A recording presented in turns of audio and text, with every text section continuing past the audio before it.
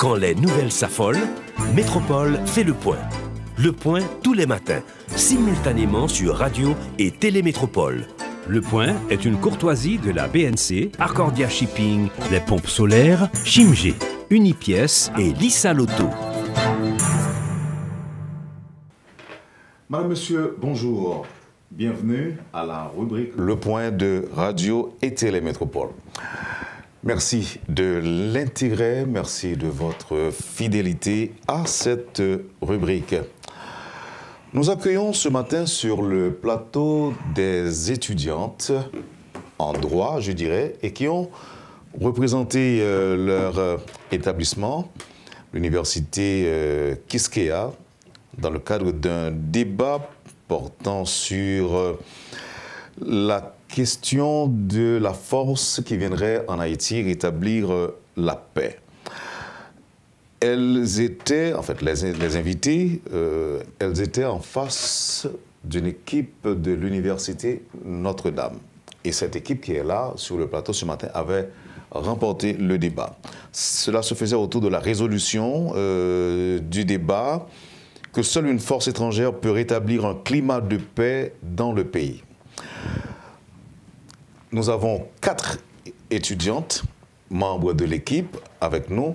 Dans un premier temps, on accueille Rafaela Karinine Jean, Emmanuela Michel, Ansi Naïle Tassi Lazare et Xavier Jean-Pierre qui sera après la pause avec nous. Maintenant, mais accueillons d'abord les 3 premières qui sont avec nous ce matin. Comme je l'ai dit, elles étaient en face de l'équipe de l'université Notre-Dame. Et elles défendaient la position non, tandis que l'autre, la position oui. Oui pour une force étrangère pour rétablir un climat de paix dans le pays. Et cette équipe-là disait non. Bien dit. Tout à fait. OK. On va les accueillir. D'abord, à ma gauche, Rafaela Karinine Jean. Bonjour. Bonjour, Monsieur Théodore. C'est un plaisir d'être avec vous. Mademoiselle Emmanuela Michel. Bonjour. Bonjour, Monsieur Théodore.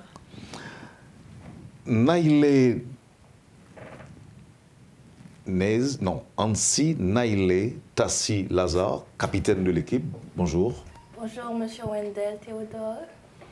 Bienvenue. Merci.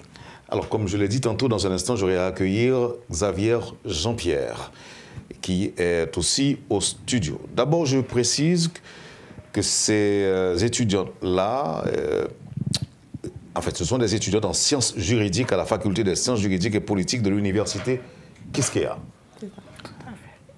En général, quand il y a un problème d'actualité, on fait souvent référence à l'université pour qu'elle se positionne sur le sujet en question. Et vous, comme je l'ai dit au début, vous étiez donc appelé à affronter une autre équipe qui, elle, pensait qu'une force étrangère pouvait venir rétablir la paix. Et vous, au nom de l'université Quisqueya, vous avez dit non, ce ne serait pas le cas. Étant donné que vous êtes des étudiantes en droit, vous êtes des avocates de l'avenir, du futur. Emmanuela Michel. Il y a 5 ans, vous m'aurez posé cette question. Je ne sais pas si ça aurait été ma réponse. Mais en 2017, je pense, j'ai commencé le débat à la Focale. Et à ce moment, j'ai développé une passion pour le droit et aussi pour les joutes oratoires. Donc oui, je veux être avocate. Je serai avocate demain. Rafaela Karinine Jean, et vous allez vous contenter de rester juriste, mais sans exercer la profession d'avocate ou pas? Je ne sais pas encore et ça dépend. On va voir ce que l'avenir nous réserve. Très bien. La capitaine de l'équipe, rebonjour Ansi Taïle. Vous serez avocate? Je pense que j'aimerais bien exercer cette profession. D'ailleurs, ma famille m'inspire. je viens d'une famille juriste et je pense qu'à l'avenir, je serai une très bonne avocate.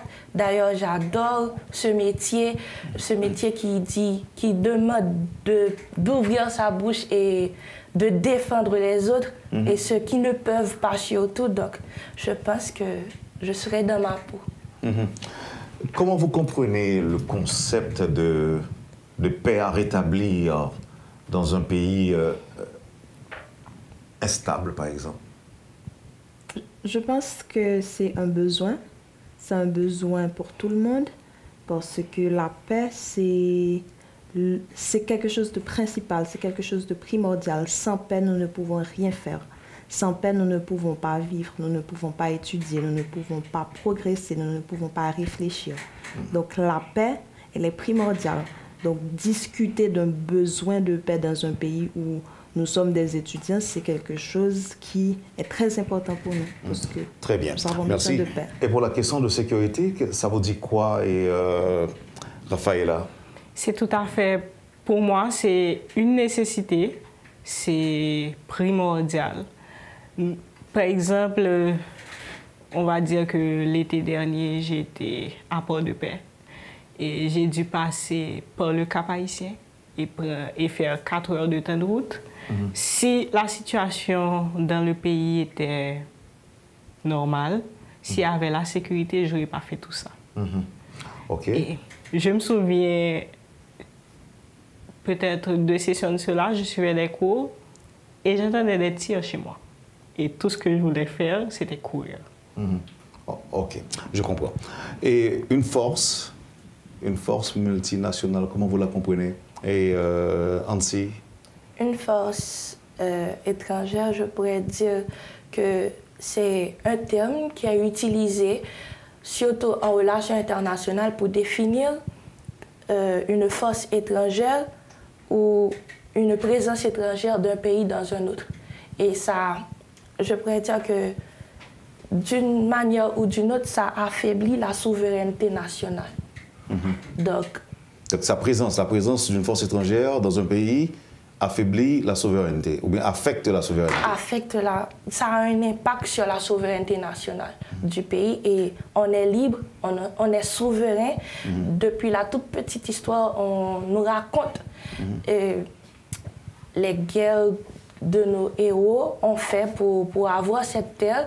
Et encore, la légitimité que j'ai d'en parler, puisque c'est inscrit dans la loi mère du pays, la Constitution, surtout la Constitution de 1987. Je précise pour dire que nous sommes très riches en Constitution. Donc, à l'article 1er de la Constitution de 1987, il est clairement dit qu'on est une république libre, indivisible, indépendante et souveraine. Donc ce serait une violation de la Constitution. Merci, merci Anti. Alors, si je crois bien comprendre, mesdemoiselles, c'est que vous avez une compréhension bien arrêtée sur la paix, sur la sécurité.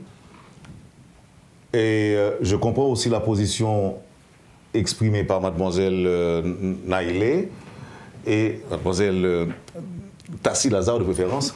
C'est à la lumière de votre compréhension que vous avez défendu en quelque sorte la position non à une force pour venir rétablir la paix. Je n'en suis pas encore aux arguments que vous avez avancés, mais là, je vous dis ce que je comprends. Vous avez une idée bien arrêtée de la paix, et vous de la sécurité, et vous de la souveraineté, si je peux m'exprimer ainsi, et c'est à la lumière de cela que vous avez remporté cette bataille, je dirais, face à l'Université Notre-Dame, qui, elle, croyait que arriver une force, ou encore solliciter une force étrangère en Haïti, ne serait pas bienvenue. Au fait, cette position était... On a dû faire un tirage au sort. Et c'est avec l'équipe de Mapoulab qui étaient les organisateurs du concours. Et ils ont utilisé le format de débat de Toastmasters International. Et ils ont tiré au sort et il y a une équipe pour et une équipe contre. Donc là, on doit mettre tout ce que nous savons et faire des recherches. OK. Permettez que je vous arrête un moment. Êtes-vous en train de nous dire que ce n'est pas une question de conviction? Au fait, dans le débat... Comme c'était un tirage au sort, donc ce n'était pas une question de conviction. Vous seriez prêt à défendre la nécessité, à défendre l'arrivée d'une force. Si et seulement si, le tirage au sort, ou encore ça tombait sur vous, et que vous devriez justement dire oui. Avant, on va dire que j'aurais défendu le fait d'avoir une force multinationale en Haïti. Avant. Mais en faisant nos recherches, en essayant de trouver les arguments, parce que c'est tout un travail intellectuel qui a été effectué, j'ai découvert et j'ai compris énormément de choses parce que nous avons fait l'historicité. Et nous avons vu les faiblesses et les points forts. Oui, l'historicité. Vous avez fait l'historicité de quoi? Des interventions étrangères qui ont été faites en Haïti. Exactement. Pas seulement en Haïti, mais également dans d'autres pays. Nous avons pris d'autres pays comme exemple. Et la conclusion, c'était quoi? À chaque fois que les forces étrangères se retirent, la stabilité s'évapore. Dans n'importe quel pays? Le plus souvent, majoritairement. Et nous avons pris des exemples de pays qui se sont sortis de cette situation d'instabilité par eux-mêmes. Donc, c'est à la lumière de ce point-là que vous avez dit non? Exactement. Oui. Par contre, j'aimerais préciser que dans l'exercice du débat, à plusieurs reprises, les positions sont imposées. Donc, il revient aux participants non seulement d'avoir un recul, mais aussi de préparer les deux positions, indépendamment de ce que vous croyez, indépendamment de votre position personnelle. Donc, il y a la différence entre le débatteur et la personne. Donc, dans ce cas, si nous avions eu la position oui, on aurait dû défendre la position oui.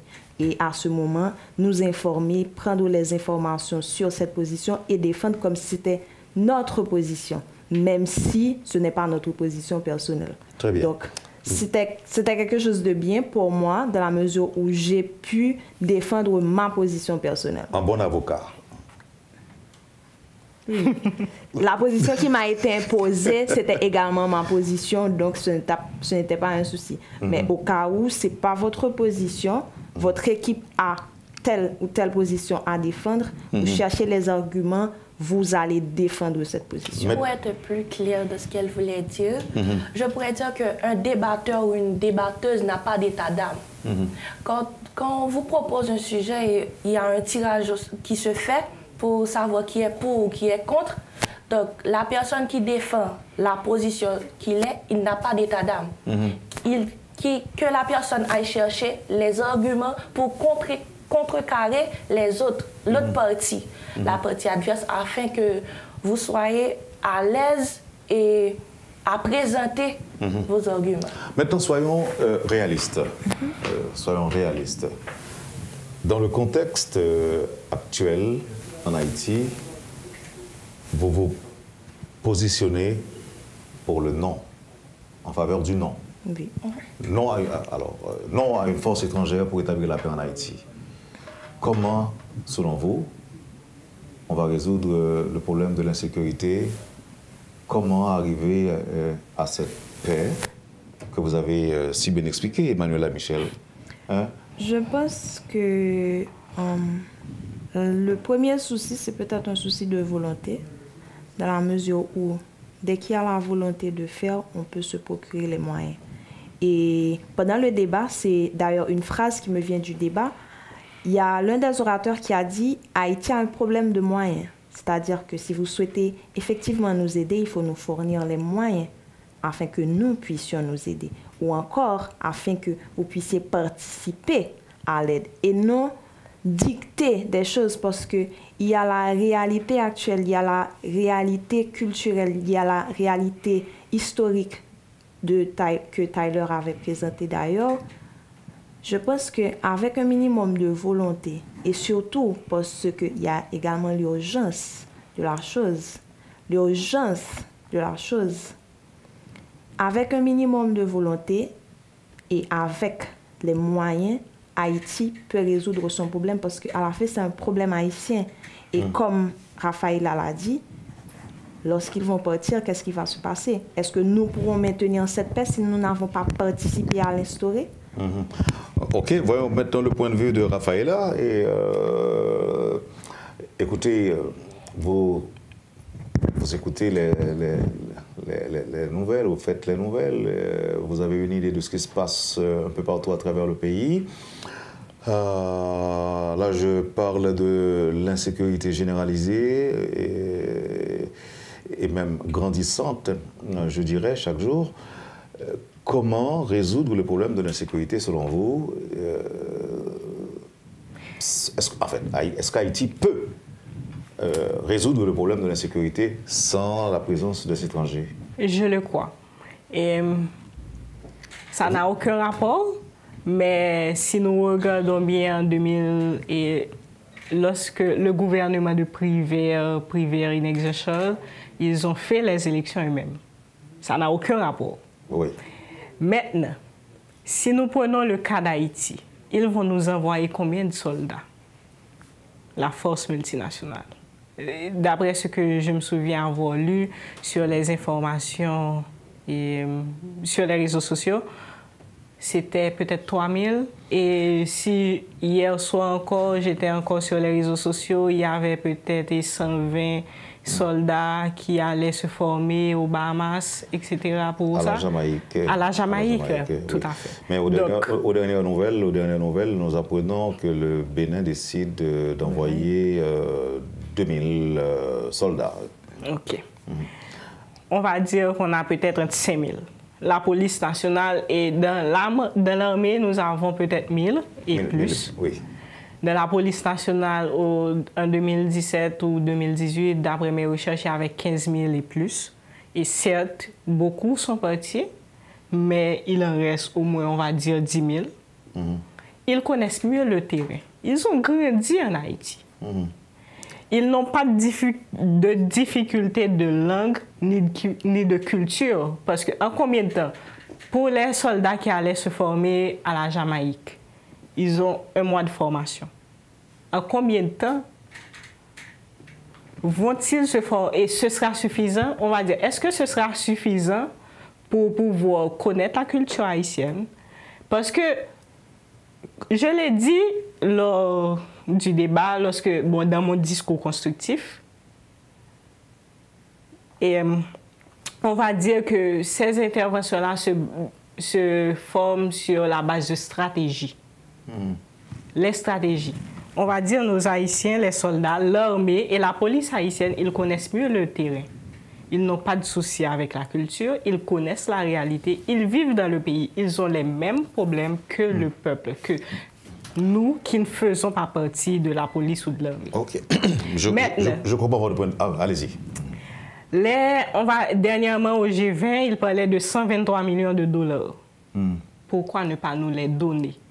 OK, il y a le souci de corruption, mais pourquoi ne pas mettre, on va dire, une structure pour gérer comment cet argent va être dépensé et ne pas nous les donner pour pouvoir nous acheter des armes et tous les matériaux nécessaires en vue d'organiser ces interventions-là dans la capitale et dans les villes de province. Là encore, on revient à la question de volonté, si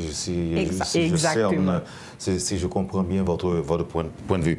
Voyons avec Ansi Naïlé, comment résoudre le problème haïtien sans une intervention étrangère? Comme je l'avais répété lors du débat, la solution doit être une solution haïtienne. Je propose trois grands points. C'est le contrôle sur les hommes et le renforcement de la police nationale. Et vous pensez que ça va suffire? Ça va suffire comment? Ça va suffire, je dis. Non, cela ne va pas suffire, ça c'est le premier point. Le second, c'est le renforcement de la présence humaine sur le terrain et stimuler la jeunesse. Je vais développer. Mon premier, c'était le contrôle sur les hommes et le renforcement de la police nationale. Comment ça devait se faire? C'est avoir un contrôle sur les armes à feu, c'est, je pourrais dire, freiner ce flux d'armes et de munitions qui arrivent de l'étranger. Qui arrivent de l'étranger, qui rentrent dans nos ports. Et deuxièmement, renforcer la police nationale, elle doit être éduquée et équipée. Donc si nous avons une police... Là, ce sont les propositions que vous avez faites pour faire face à l'insécurité. Voilà. Donc vous souhaitez que la police nationale soit renforcée. On doit se doter d'équipements, de moyens, tout ça, et compter sur ce que nous avons comme ressources en Haïti. Voilà. C'est ça. Et même, pourquoi pas ancrer ça dans notre culture, parce qu'il y a des pays, je crois, en Iran ou en Irak, je ne me rappelle pas trop bien spécifiquement, les habitants, surtout les hommes, ils se donnent à une durée d'1 an dans les forces armées dans les forces de leur pays. Donc, ce serait mieux d'entrer ça dans notre culture. Oui, service militaire. Oui, voilà. Le service militaire doit être obligatoire, selon moi. Merci. Maintenant, par rapport, mesdemoiselles, par rapport à l'urgence, nous avons une urgence en face actuellement. Oui. Pas vrai? Oui. Et on a l'impression qu'en Haïti, on ne fait rien. Bon, à part quelques opérations soldées par la mort de quelques 2 ou 3 bandits, il y a urgence. Oui. OK? Et certains experts pensent que le problème haïtien n'est pas un problème de sécurité, de l'insécurité. C'est un autre problème. Qu'est-ce que vous en pensez? Qui peut répondre? C'est le pouvoir. Je pense que l'autre problème, pour moi, serait, encore une fois, un manque de nationalisme et peut-être une désinvolture dans la mesure où, si vous n'êtes pas touché par ce problème, le problème n'existe pas. Parce que nous sommes en 2024. Les gens qui laissent leur maison à cause des bandits, ça n'a pas commencé en 2024. Maintenant, on en parle parce que il y a beaucoup plus de zones qui sont touchées, il y a beaucoup plus de personnes qui sont touchées, et c'est à ce moment que pour elles, le problème existe, alors que le problème a commencé depuis un moment. Mm-hmm. Ils ne s'y sont pas intéressés parce qu'ils n'étaient pas affectés. Mm-hmm. Et c'est ce problème de nationalisme dans la mesure où ça fait mouton. À Carrefour-Feuille, les gens ne peuvent rien faire. Par contre, à Pétionville, il y a le carnaval. À Martissant, on disait que Martissant, c'était territoire perdu, etc. Mais maintenant, si Martissant était territoire perdu, il y a pratiquement toute la zone métropolitaine qui sera bientôt des territoires perdus. Je me rappelle que quand ça a commencé en 2019 particulièrement, il y avait des gens qui disaient, bon, on peut bombarder ces zones. Maintenant, est-ce qu'on va bombarder tout Port-au-Prince? Parce que c'est pratiquement Port-au-Prince qui est gangstérisé. Mm-hmm. Je pense que c'est un problème de nationalisme, mais aussi de désinvolture. On n'a pas attaqué le problème à la genèse et on n'est toujours pas intéressé à résoudre le problème des Haïtiens, de nos frères haïtiens. Vous vous adressez à qui? Aux autorités, aux décideurs, aux responsables? Je m'adresse à tous les Haïtiens frères et sœurs, tous mes Haïtiens frères et sœurs, dans la mesure où c'est notre problème. Et là, maintenant, on peut rester ici, c'est parce que les bandits le veulent. S'ils ne le veulent pas, s'ils ne le voulaient pas, on n'aurait pas pu rester. Et ça, je pense que c'est urgent. Mmh. Ça doit être urgent dans la mesure où si c'est Métropole qui est attaquée, mais c'est aussi urgent si c'est Carrefour-Feuille. C'est aussi urgent si c'est les Cailles, si c'est au Cap. Parce que à la fin, nous sommes haïtiens. À la fin, c'est Haïti. Mmh. Dois-je comprendre qu'ici, c'est l'État que vous avez remis en question?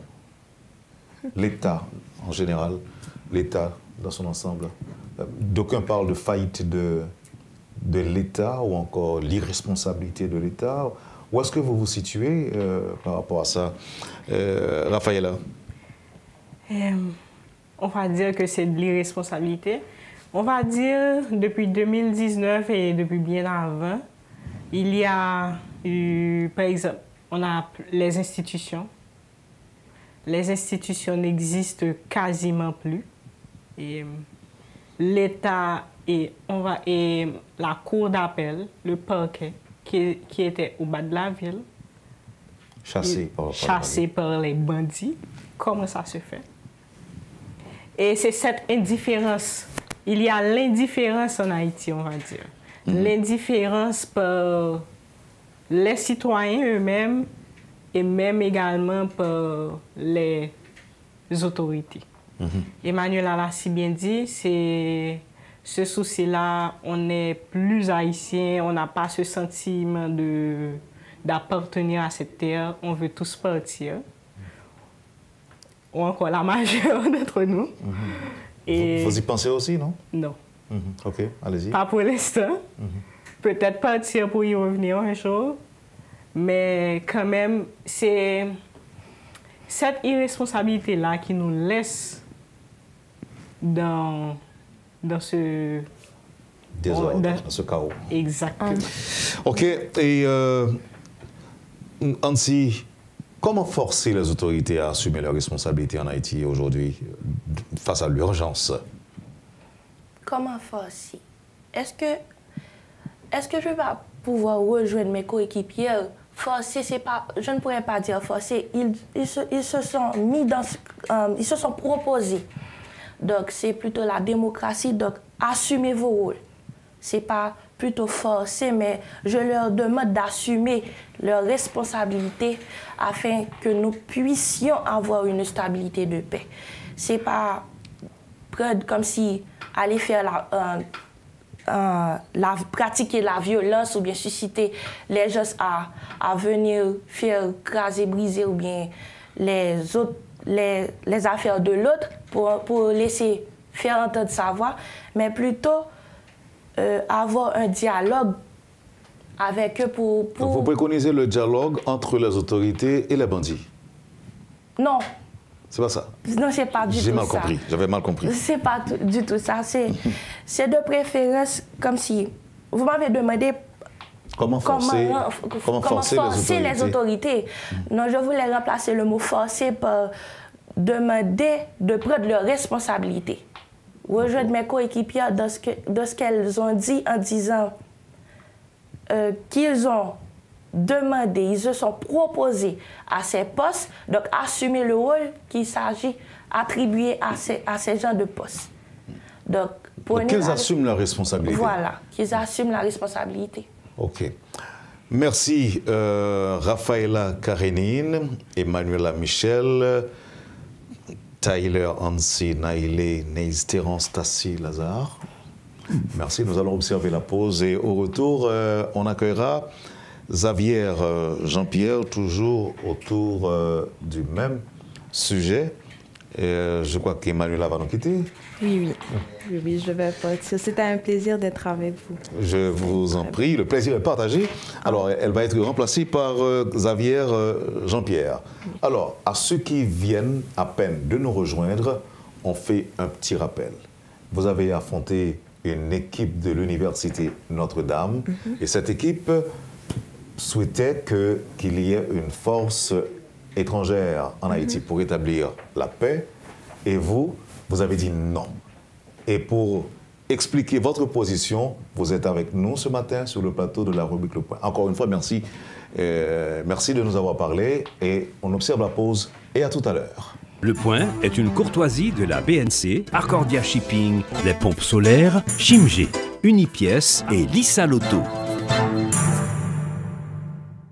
Bienvenue, Madame, Monsieur, à la deuxième partie de la rubrique Le Point de ce matin. Je rappelle, nos invités sont Rafaela Karenine Jean, Emmanuela Michel, qui vient de partir, Ansi Naïlé Tassi Lazare, capitaine de l'équipe, et Mademoiselle Xavier Jean-Pierre, qui vient de nous rejoindre.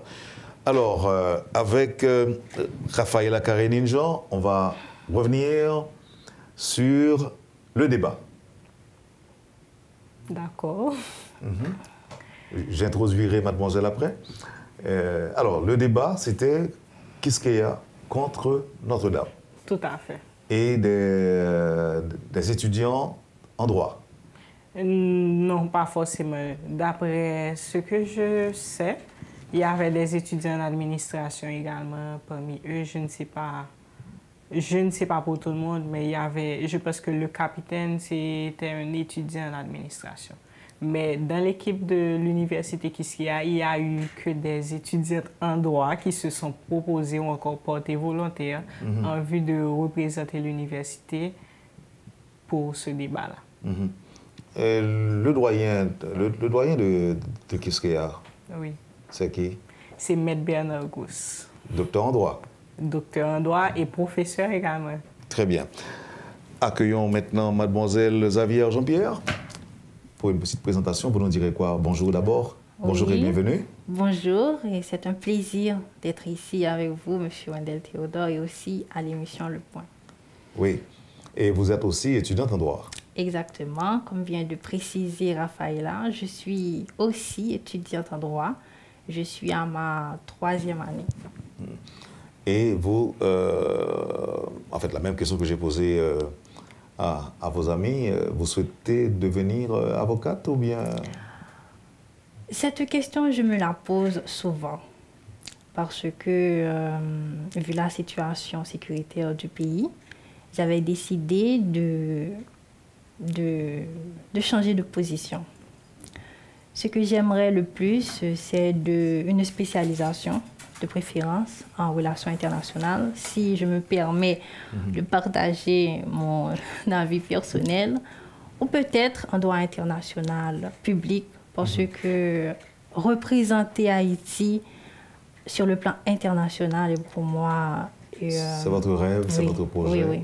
Je veux bien le faire. Je suis motivée à le faire, d'ailleurs. Donc, c'est-à-dire, je ne sais pas encore si je serai avocate, mais j'ai eu un professeur qui m'a dit, qui nous a tous dit que être juriste n'est pas suffisant. Il faut exercer le métier, il faut être dans le bain. Je me contente de ne pas citer ça. C'est un conseil d'un avocat ou bien d'un professeur? Les deux. Il est avocat? Oui, c'est maître Fabrice Fièvre. Ah. Oui. Il vous a dit qu'on ne peut pas se contenter d'être juriste, il faut pratiquer. Sûr, oui, le faut. Je comprends. Vous avez suivi la prestation, je dirais, de vos amis Emmanuela, Raphaëla et Ansi Naïlé. Vous observiez, je vous ai vu en train de les observer. Qu'est-ce que vous avez ajouté par rapport à ce qu'elles ont dit avant vous? Mon travail était exactement de prendre des notes. Mais c'est un travail minutieux. Quand vous dites prendre des notes, je vais préciser. Des notes des arguments des autres. Les arguments de la partie adverse.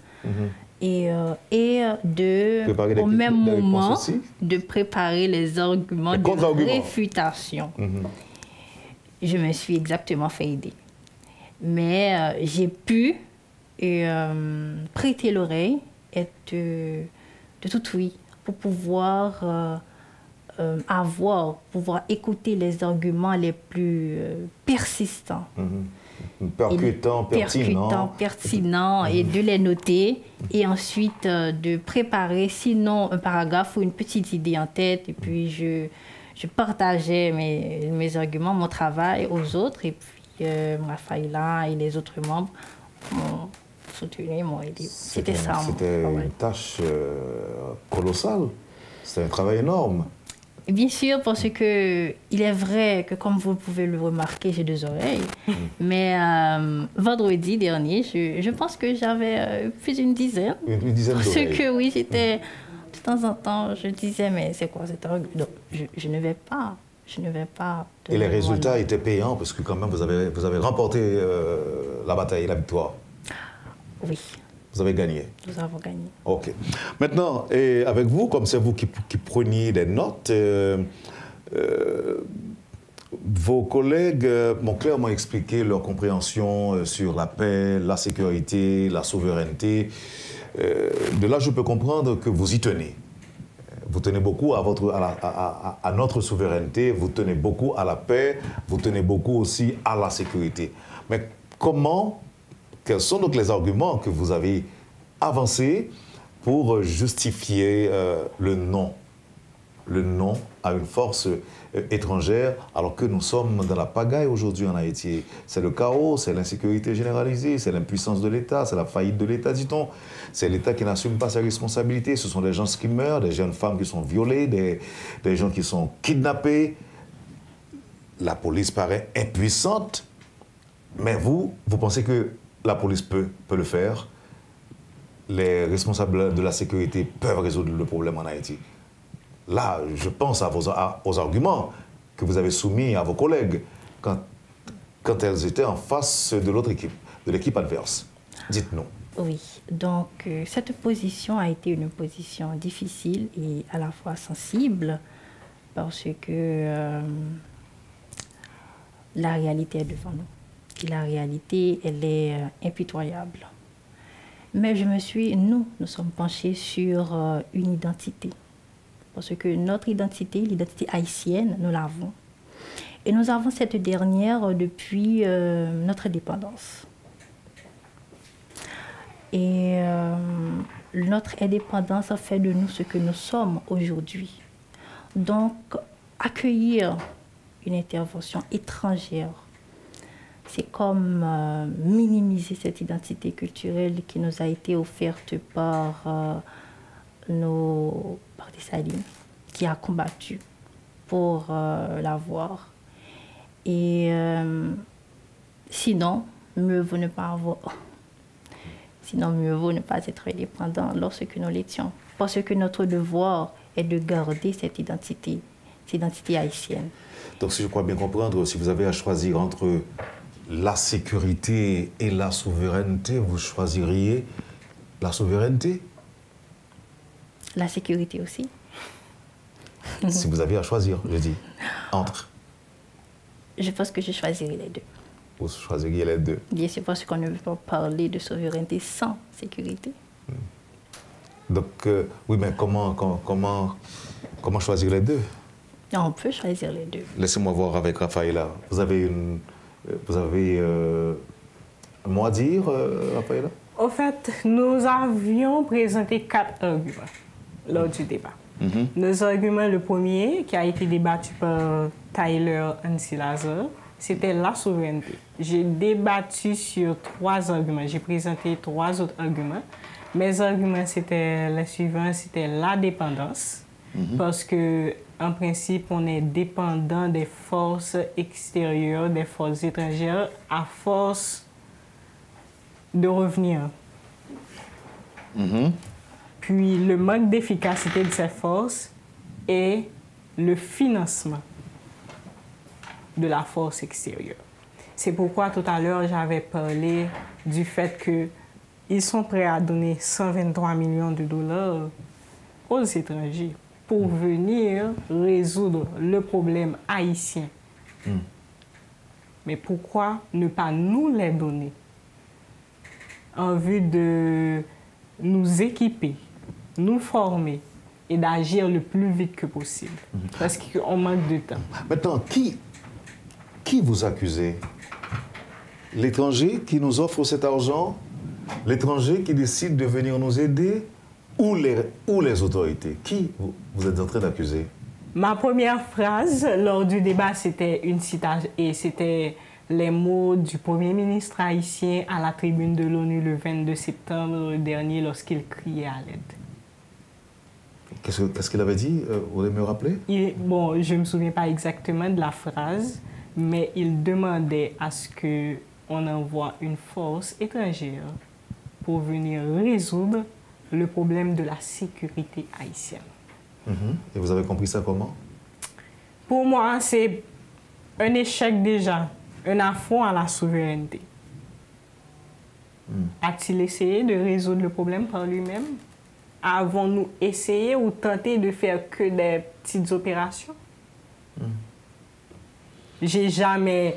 L'armée, à un moment donné, on a entendu que l'armée voulait s'unir avec la police nationale, puis non. Donc, le lendemain, non.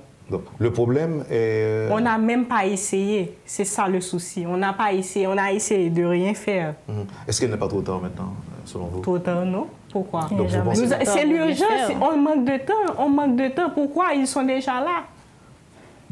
Pourquoi ne pas leur fournir l'équipement nécessaire? D'ailleurs, durant les dernières années, et ces policiers, il y a, bon, pas tous les policiers, mais des policiers ont été formés à l'étranger. Donc, je pense que nous avons les compétences. Pourquoi ne pas essayer avant de crier à l'aide? Donc, tout d'abord, nous allons prendre l'exemple du canal, ce qu'on a fait avec ce fameux canal. Je vais commencer en disant, vouloir, c'est pouvoir. Je me rappelle que ma coéquipière Emmanuela l'avait mentionné tout à l'heure que si nous voulons, nous pouvons le faire. Je pense que le problème, ce n'est pas l'État ou les autorités, vraiment. Le problème, c'est nous, les Haïtiens, qui devrions prendre conscience de la réalité et faire le pas avec les autorités. Ils ne pourront pas le faire eux-mêmes. Donc, c'est à nous, les Haïtiens. Quand je dis les Haïtiens, je parle de tout le monde, la population haïtienne, de prendre en compte la situation et d'essayer, pas même d'essayer, de donner le maximum de soi pour surpasser cette situation. Le canal en soi, on a pas mal d'exemples, mais le canal, c'est l'exemple le plus récent, je pourrais prendre. Nous avons dit que le canal, nous allons prendre ça en charge et nous avons été solidaires. Donc, le problème, c'est non seulement être tolérant envers l'un et l'autre, et deuxièmement, se souder, serrer les coudes, tel que notre devise. L'union fait la force. Donc, serrons-nous les coudes. Donc, si je crois bien comprendre, c'est que les Haïtiens, s'ils se mettent ensemble, peuvent faire face à l'insécurité, comme c'était le cas lors de la construction du canal. Et peut-être lors du mouvement Bois-Calais. Mais on l'a fait auparavant pour l'indépendance. Pourquoi ne pas le faire? Pourquoi ne pas essayer de le faire à nouveau? C'est-à-dire qu'il y a beaucoup... Selon vous, oui. Est-ce qu'il y a une raison pour laquelle, ou des raisons pour lesquelles le gouvernement refuse de décréter, par exemple, l'état d'urgence ou bien l'état d'exception pour résoudre le problème, comme le font d'autres dirigeants du pays? Est-ce qu'il y a une raison pour laquelle ils refusent d'utiliser l'armée qui serait disposée, selon les informations, qui serait disposée à le faire? Est-ce que selon vous, il y a une raison? Au fait, il y a toujours une raison derrière toute chose. Et surtout, au point de vue de la politique, rien ne se fait par hasard. Donc, mais la chose qui me fend le cœur, c'est parce que cette situation-là profite à certaines personnes. Mais la majeure partie de la population, on est en train de souffrir. On est en train de souffrir. Alors, j'aimerais ajouter quelque chose. Je voulais dire que, ajouter quelque chose à ce qui était dit tout à l'heure concernant cette bataille. C'est à nous de la réussir parce que c'est notre réalité. Et nous avons déjà été confrontés par ces genres de situations durant toute notre histoire. Ce n'est pas la première fois. Et nous avons vu les conséquences négatives qui s'en sont découlées. Et je pense qu'on devrait, au lieu de penser à une intervention étrangère, essayer de nous remémorer les autres situations similaires qui se sont déjà répétées dans le temps. Et pour pouvoir... parce que le problème, c'est que nous oublions notre histoire. Notre histoire, le plus souvent, nous passe par les yeux, on ne comprend pas, on n'essaie pas de chercher les solutions adéquates et aussi les difficultés auxquelles les autres dirigeants ont pu faire face. et nous n'avons pas pu essayer de les solutionner.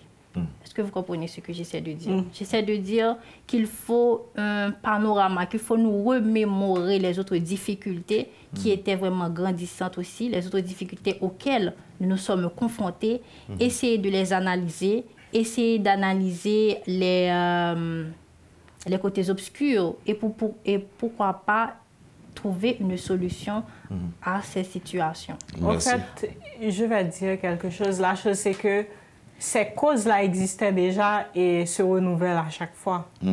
On a toujours fait recours, encore fait appel à l'extérieur pour venir les résoudre pour nous. Pourquoi ne pas essayer autre chose cette fois-ci?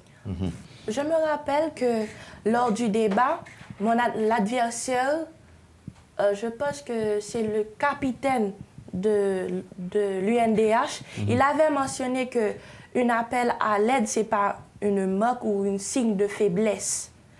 Je pense que demander à l'aide constamment, ça fait de nous des parasites, des dépendants, des personnes qui ne sont pas dignes du titre que nous portons fièrement, qui est le premier peuple noir libéré de l'esclavage. Je pense que le mieux, c'est, j'avais avancé ce point qui est renforcer la présence humaine sur le terrain.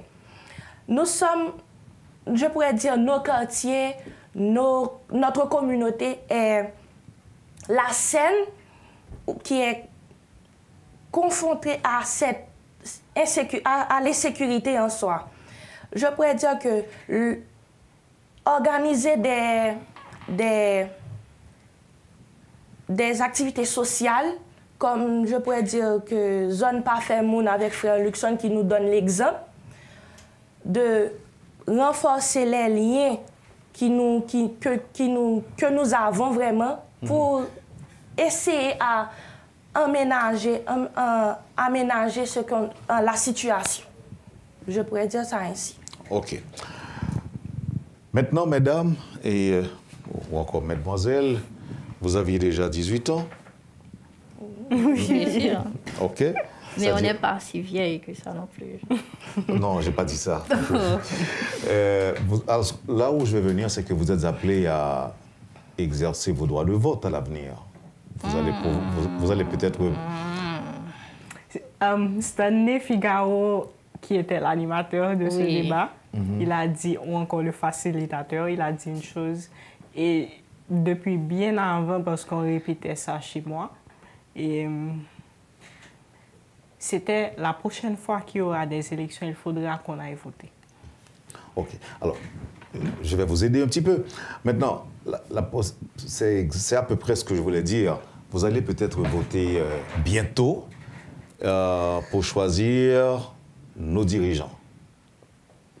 OK?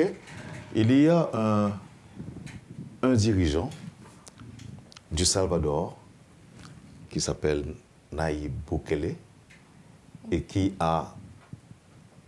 est sur le point de résoudre ce phénomène en procédant à l'arrestation de plusieurs dizaines de milliers de gangsters qui sont actuellement en détention. Serez-vous prêts à voter ou encore à choisir un Haïtien du genre de Nayib Bukele pour diriger Haïti? D'ailleurs, je l'ai pris comme exemple dans mon débat. Bon, je ne savais pas. Donc, pour dire que c'est l'un des pays maintenant qui... Où l'on est libre de circuler. Pas seulement, mais qui a décidé de s'en sortir. Mais pas avec l'aide d'étrangers, mais par lui-même. Donc, oui. Donc, vous serez prêt à choisir... Oui, je serai prête. Un Wendell Théodore type Nayib Bukele. Oui, tout à fait. Je plaisante. Oui, et votre position, Xavier Jean-Pierre? Bien entendu, ma position serait toujours oui, parce que c'est un exemple qu'on devrait prendre. Mais le problème, c'est est-ce que ce vote sera pris en compte? OK. Donc là, c'est une autre situation. Donc, selon vous, est-ce que la jeunesse... Les causes de nos malheurs, de nos problèmes sont beaucoup plus profondes. Bien entendu. Il ne suffit pas de dire qu'on va choisir. Oui. Donc, il faut fondamentalement penser à résoudre d'autres problèmes que nous avons. Oui. Les autres problèmes qu'Haïti rencontre sont masqués. Les autres problèmes sont masqués par le problème d'insécurité qu'on pourrait gérer en l'espace de plusieurs mois si on était traversé par le sentiment patriotique ou si on avait vraiment cette volonté-là. Laissez-moi voir avec Ansi. Vous seriez prête à voter pour... vous seriez prête à choisir un Haïtien semblable ou encore prête à imiter ou à faire comme Nayib Bukele du Salvador? Bien sûr que oui. Bien sûr que oui. Je serais prête. Alors, je voulais ajouter quelque chose. Excusez-moi, mais comment maintenant parce que vous savez, il y a toujours des discours, vous le savez aussi bien que moi, il y a toujours des discours des candidats populistes qui disent exactement ce que vous souhaitez entendre. On est d'accord? Oui. Comment faire confiance? Comment quelqu'un peut-il vous inspirer confiance en disant tout simplement qu'il va faire comme lui et que vous devez le choisir? Et comment déceler s'il dit vrai ou faux? Je pourrais dire que je vais me référer à une leçon de morale de Jean de La Fontaine, le corbeau et le renard. Tout flatteur vit au départ de ceux qui l'écoutent.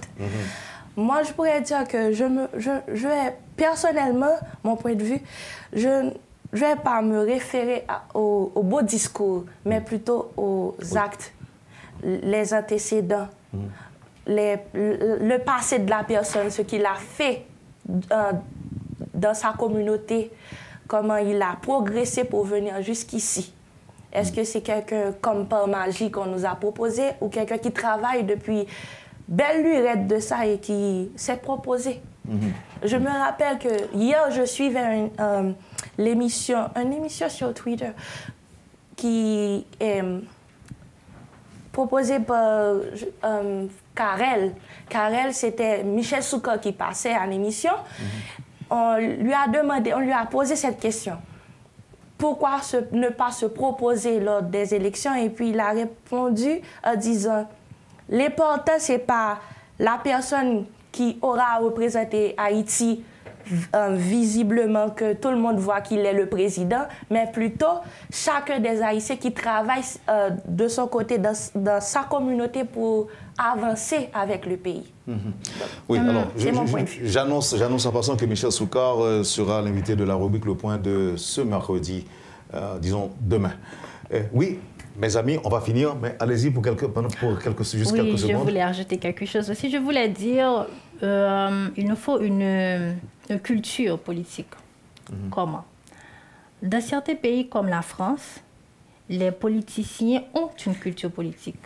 C'est-à-dire qu'ils ont étudié la science politique dans des écoles qui... On ne s'improvise pas politicien. Voilà, comme Sciences Po par exemple. Ils se connaissent. Ils se connaissent entre eux.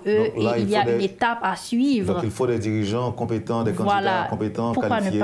Pourquoi ne pas avoir une école en Haïti pour former les futurs politiciens? Mais je pense qu'on a parfois des gens compétents, aussi qualifiés, qui souhaitent faire de la politique, mais le peuple... Ça, c'est un autre problème. Ça, c'est un autre problème. À débattre. Vous avez raison. Et pour terminer, Raphaëla, un avant-dernier mot, parce que j'aurai aussi le mot de la capitaine de l'équipe. Vous dites quoi?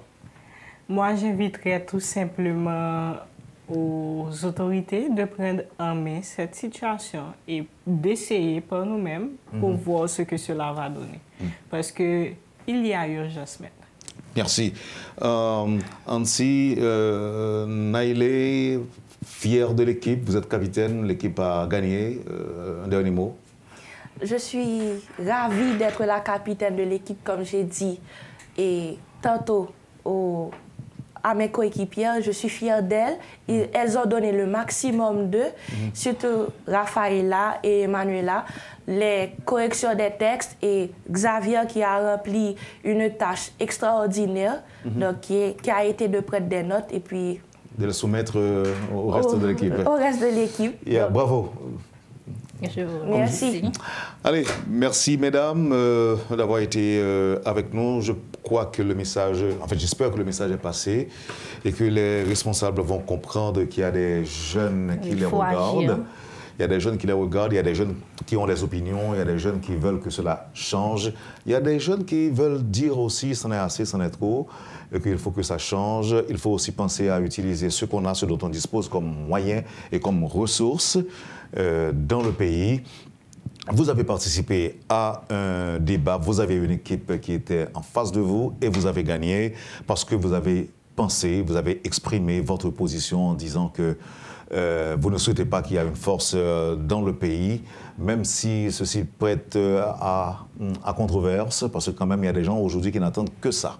Je vous remercie d'avoir exprimé librement vos pensées aujourd'hui sur le plateau de la rubrique Le Point de Métropole. Je vous souhaite bonne chance, mesdames, je vous souhaite du succès et à une prochaine. Merci.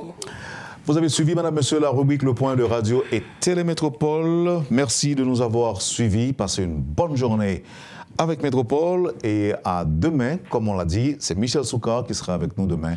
Passez une bonne journée avec Métropole et à demain. Quand les nouvelles s'affolent, Métropole fait le point. Le point tous les matins, simultanément sur Radio et Télémétropole.